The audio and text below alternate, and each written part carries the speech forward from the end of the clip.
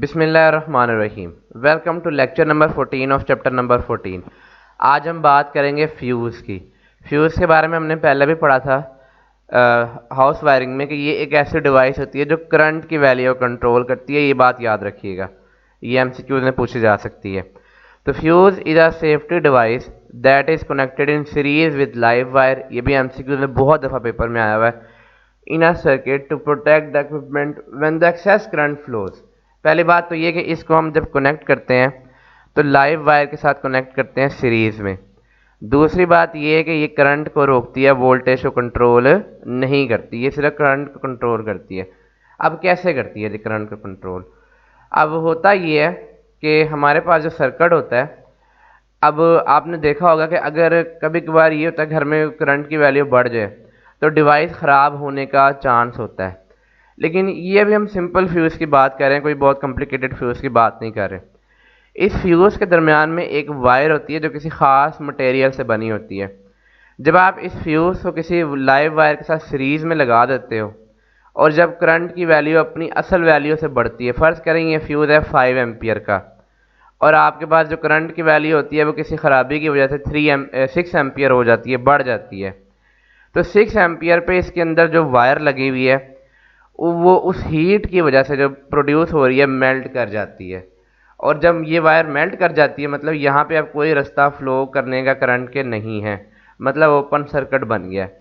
तो मतलब करंट का फ्लो करना बंद हो जाएगा।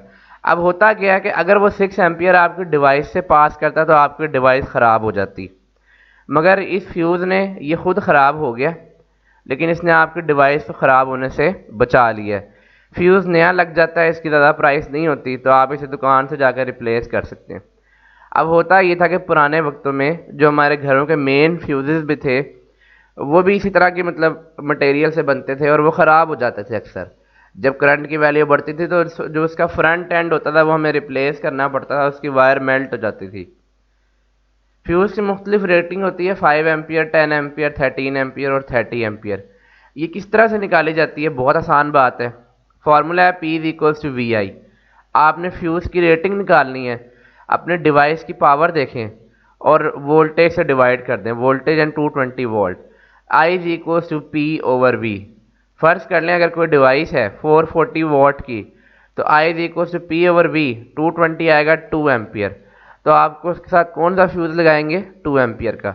अच्छा फ़र्ज़ करें आप उसके साथ 5 एम्पियर का फ्यूज़ लगा देते हैं तो उसका कोई फ़ायदा नहीं होगा, क्योंकि जब तक करंट 5 एम्पियर नहीं होगा उस फ्यूज़ को पता ही नहीं चलेगा। और वो तो डिवाइस तो 2 एम्पियर पे, अगर करंट 3 एम्पियर भी हो तो वो ख़राब हो सकती है। इसलिए फ्यूज़ लगाते वक्त हमें करंट रेटिंग का देखना बहुत ज़रूरी है। तो ये दो बातें याद रखनी है कि फ्यूज़ लाइव वायर के साथ सीरीज़ में लगा होता है और ये करंट की वैल्यू को कंट्रोल करता है, वोल्टेज को कंट्रोल नहीं करता। अच्छा, ये कुछ सिंबल्स आपकी बुक में, इसको आप देख लें। इसका मतलब है कि दो वायर क्रॉस कर रही हैं, आपस में जुड़ी हुई नहीं है। इसका मतलब है कि ये दो वायर जो हैं आपस में जुड़ी हुई हैं। ये वेरिएबल रजिस्टर का सिंबल है जिसकी रेजिस्टेंस चेंज हो सकती है। ये बैटरी के लिए भी आपने देखा था ओहम्स लॉ में, वहाँ पे पोटेंशियल कम या ज़्यादा हो सकता है। ये फिक्स रजिस्टर है, ये भी इसका सिंबल है। ये डायोड है जी, लाइट प्रोड्यूस करता है। वो जो छोटी छोटी सी लाइट प्रोड्यूसिंग डिवाइसेस आपके माउस वगैरह में लगी होती हैं वही है, ये इसका सिंबल है, ये पेपर में आया हुआ है। ये ग्राउंड करने के लिए सिंबल है कि आपने किसी वायर को ज़मीन में लगा दिया है। बैटरी के लिए ये सिंबल आप पहले भी देख चुके हैं, ये कैपेसिटर का सिंबल है, ये प्लस साइन को शो कर रहा है। ये ऑल्टरनेटिंग करंट का सिंबल है, इसमें ये साइन वेव बनी हुई है।